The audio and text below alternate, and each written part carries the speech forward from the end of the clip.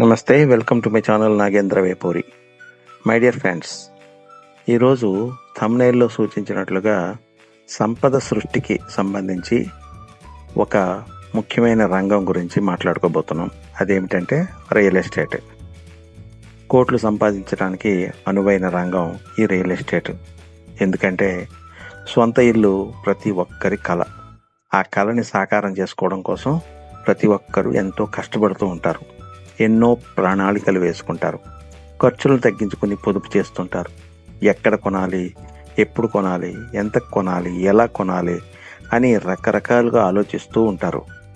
ఆ రంగంలో అనుభవజ్ఞులైన వారి సలహాలు తీసుకుంటూ ఉంటారు. తన ఆర్థిక స్తోమతని అంచనా వేసుకుని తాను కొనాలనుకున్న ప్రాపర్టీని నిరంతరం చూసుకుంటూ ఓ శుభముహూర్తాన అమ్మకందారుని కలిసి అడ్వాన్స్ ఇద్దామనుకుంటే అతను గతంలో చెప్పిన రేటుని మరింత పెంచి చెప్తాడు.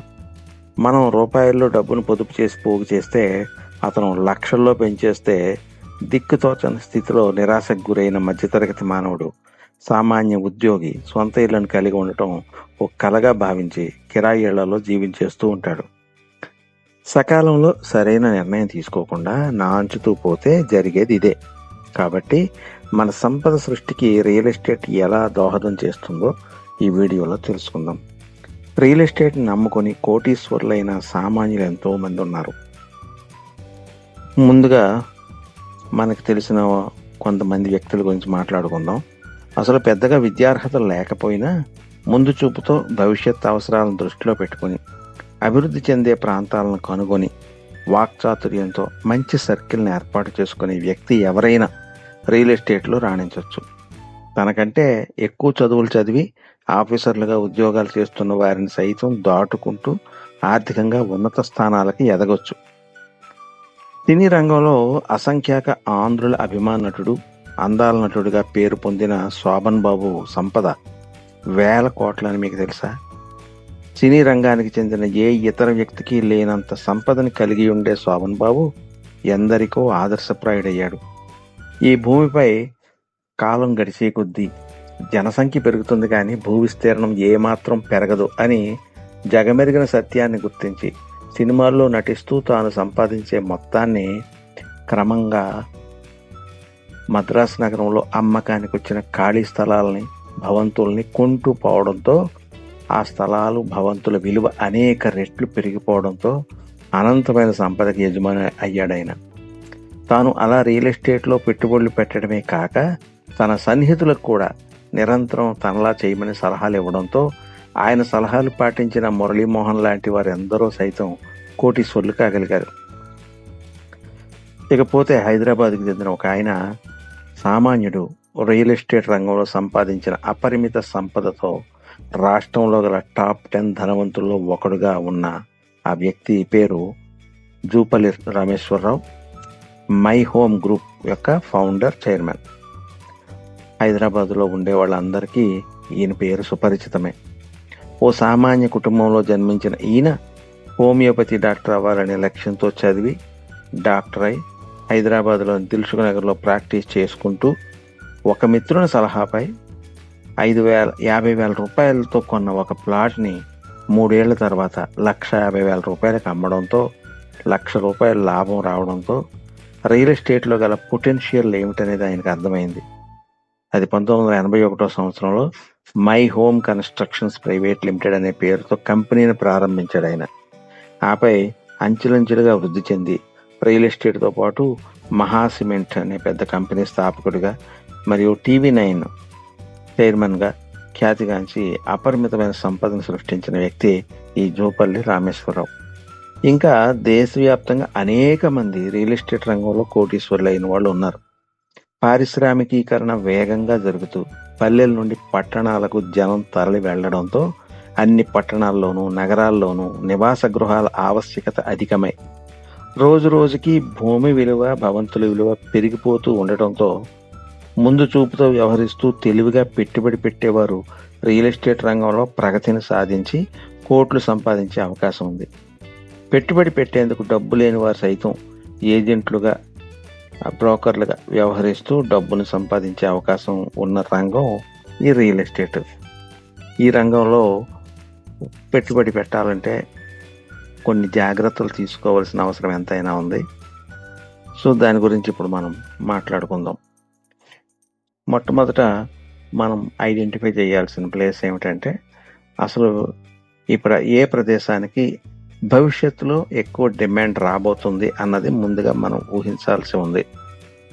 ఎందుకంటే ఎక్కడ పడితే అక్కడ ఏదో ల్యాండ్ కొనేసి డబ్బులు ఇన్వెస్ట్ చేస్తే అది బ్లాక్ అయిపోతుంది, దానివల్ల ఉపయోగం ఏముండదు. అదే కాకుండా ఈ కన్స్ట్రక్షన్ చేసే వాళ్ళైతే అపరిమితంగా వాళ్ళు ఇన్వెస్ట్ చేసుకుంటూ పోతారు. బయ్యర్స్ లేకపోతే వాళ్ళ డబ్బు బ్లాక్ అయిపోయి ఇంట్రెస్ట్లు పెరిగిపోయి నష్టపోయే అవకాశం ఉంటుంది.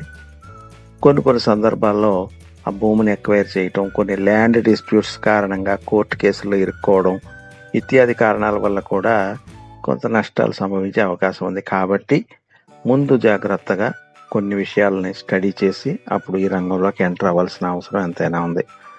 నెంబర్ 1 ఏంటంటే, అసలు మనం ఏదైనా రియల్ ఎస్టేట్ అంటే ఇన్వెస్ట్మెంట్లు ఇందులో రకాలుగా ఉంటాయి.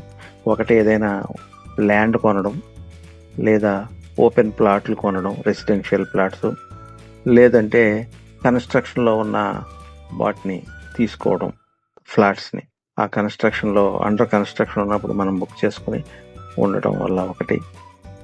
సో ఈ రకాలుగా మనం డబ్బుల్ని ఇన్వెస్ట్ చేయొచ్చు. మొదటగా మనం ఓపెన్ ల్యాండ్ తీసుకుంటే ఎక్కడైనా ఎకరాల్లో 1 ఎకరం, 2 ఎకరాలు, 3 ఎకరాలు అలాగా ఆ ల్యాండ్కి అపరిమితంగా డిమాండ్ పెరిగితే మన లాభాలు చాలా బాగా వస్తాయి. అది ఒకటే. అంటే ఆ ప్రదేశం డెవలప్మెంట్కి అనుకూలంగా ఉందా లేదా అనేది మనం చాలా జాగ్రత్తగా అసెస్ చేయాలి. అంటే ఏదైనా ఒక పెద్ద కంపెనీలు కానీ, గవర్నమెంట్ ప్రాజెక్ట్స్ కానీ వస్తున్న ఏరియాస్ గురించి మనకు ముందుగా తెలిసినట్లయితే ఆ ఏరియాకి దగ్గరలో ఎక్కడైనా మనం ల్యాండ్ ఎక్కువ తీసుకుంటే తక్కువ రేటుకి దొరుకుతుంది ఆ టైంలో. తర్వాత ఆ ప్రాజెక్టులు ప్రారంభించబడిన తర్వాత మాత్రం ఆ ల్యాండ్ యొక్క ధరలు ఆకాశాన్ని అంటుతాయి. ఆ విధంగా బాగుపడ్డ వాళ్ళు ఎంతో మంది ఉన్నారు. అది ఒకటి. తర్వాత ఆల్రెడీ మనం ఏదైనా ఒక పెద్ద ఇన్వెస్ట్మెంట్ లేకపోతే ప్లాట్లు కొంటాం. చిన్న సైజు ప్లాట్లు, ఒక 200 గజాలు, 300 గజాలు, 500 గజాలు అలాంటి ప్లాట్లు కొన్నప్పుడు కూడా అది సపోజ్ ఒక 200 గజాల ప్లాట్ కొంటే రేపు రేటు పెరిగిన తర్వాత అమ్ముకోవచ్చు. రేటు పెరుగుతూనే ఉంటుంది, భూమి రేటు ఎప్పుడు తగ్గదు. కాకపోతే మనం ఎంతకాలం వెయిట్ చేస్తాం, అక్కడ ఎంత డెవలప్మెంట్ జరుగుతుంది అనే ఫ్యాక్టర్స్ మీద ఆధారపడి దాని పెరుగుదల ఉంటుంది. కొన్ని సందర్భాల్లో కొంచెం ఒక 500 గజాలు, ఒక 1000 గజాలు అలా తీసుకోగలిగిన కెపాసిటీ ఉంటే అది మనం తీసుకుని అట్టు పెడితే కొన్నాళ్ళకి డెవలప్ అయిన తర్వాత మన ఖర్చు ఏమీ లేకుండా అక్కడ ఫ్లాట్స్ కన్స్ట్రక్ట్ చేస్తామంటూ డెవలపర్స్ వస్తారు.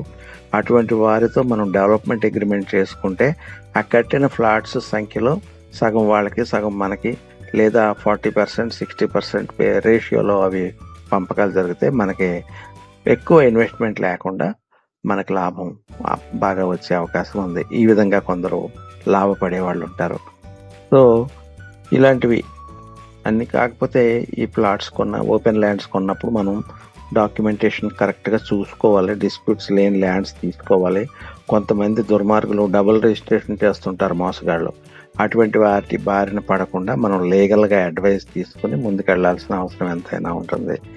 తర్వాత డాక్యుమెంట్స్ అన్ని చెక్ చేసుకోవాల్సి ఉంటుంది. ఇన్కమ్ రెంట్ సర్టిఫికెట్ ముందుగా రిజిస్టర్ ఆఫీస్ నుంచి ఆన్లైన్లో కానీ తీసుకోవచ్చు, ఆఫీస్కి వెళ్ళి తీసుకోవచ్చు. ఆ తర్వాత ఆ స్థలం మీద ఏమైనా డిస్ప్యూట్స్ ఉన్నాయా, అప్పులు ఉన్నాయా, ఇలాంటివన్నీ కూడా మనకి తెలుసుకుని ముందుకెళ్ళాలి. తర్వాత మనం ఏదైనా ఓపెన్ ల్యాండ్ తీసుకున్నప్పుడు నిరంతరం పర్యవేక్షించుకుంటూ ఉండాలి, దాన్ని జాగ్రత్తగా కాపాడుకోవాలి. లేకపోతే ఈ కబ్జా కోర్లు ఎక్కువైపోయిన కాలం ఇది. కాబట్టి ఎవరైనా బలం ఉన్నవాడిదే రాజ్యం అన్న టైప్లో కొంతమంది దుర్మార్గులు బలహీనుల భూములు ఎక్కడైనా ఉంటే వాటిని కబ్జాలు చేసేస్తూ కదలకుండా రౌడీయిజం చేసే అవకాశాలు ఉంటాయి. అటువంటి వారి బారిన పడకుండా ఉండాలంటే మనం ఏదైనా కొన్న తర్వాత దాని చుట్టూ మంచి ప్రహరీ గోడ నిర్మింపజేయటం, లోపల ఒక చిన్న రూమ్ లాగా వేసి దానికి ఒక కరెంట్ మీటర్కి అప్లై చేసుకుని అంతా మన పేరును పక్కాగా ఉంటాయి అన్నమాట. అలా చేసుకోవడం. తర్వాత మనం పీరియాడికల్గా విజిట్ చేసుకుంటూ చెక్ చేసుకుంటూ ఉండాలి. సో ఇది కొంచెం రిస్క్తో కూడిన వ్యవహారం అయినప్పటికీ మరి మనం రియల్ ఎస్టేట్లోకి ఎంటర్ అయ్యేటప్పటికి ఇటువంటివన్నీ ఉంటాయి. అయినా కూడా మనం జాగ్రత్తగా చేసుకుంటే బాగా సంపాదించుకునే అవకాశం ఉంటుంది. ఒకవేళ డబ్బు లేకపోయిన పక్షంలో ఈ ఏజెంట్స్‌గా వ్యవహరిస్తూ కూడా చాలా డబ్బు సంపాదించే వాళ్ళు చాలామంది ఉన్నారు. అదేమిటంటే దానికి మనకి కొంతమంది పరిచయం ఉండాలి. సోషల్ నెట్వర్క్ బాగా ఉండి, సోషల్ మీడియాను బాగా వినియోగించుకుంటూ మనకున్న పరిచయస్తులే మన బలం. సో, కొనేవాళ్ళు ఎవరైనా ఉంటే వాళ్ళకి అమ్మించడం ద్వారా మనకి మంచి కమిషన్‌లు వస్తూ ఉంటాయి. 1%, 2% కమిషన్స్ ఆ విధంగా కూడా చేయొచ్చు. ఇంకా రకరకాలుగా మనకి ఈ రియల్ ఎస్టేట్‌లో లాభం పొందే అవకాశం ఉంది. దీనికి సంబంధించి మరిన్ని అతి ముఖ్యమైన విశేషాలతో మరొక వీడియో చేస్తాను. అది ఫాలో అవ్వండి. మీరు కూడా మంచిగా సంపాదించుకోవచ్చు. హ్యాపీగా ఉండొచ్చు. సో, సంపదను సృష్టించడానికి ఒక అనువైన రంగం రియల్ ఎస్టేట్. ఇది మీకు నచ్చినట్లయితే లైక్ చేయండి, కామెంట్ చేయండి. అలాగే మీ ఫ్రెండ్స్‌కి కూడా షేర్ చేయండి. ఇంతవరకు మీరు నా ఛానల్ సబ్స్క్రైబ్ చేసుకుండకపోతే వెంటనే సబ్స్క్రైబ్ చేసుకోండి. ధన్యవాదాలతో మీ నాగేంద్ర వేపూరి.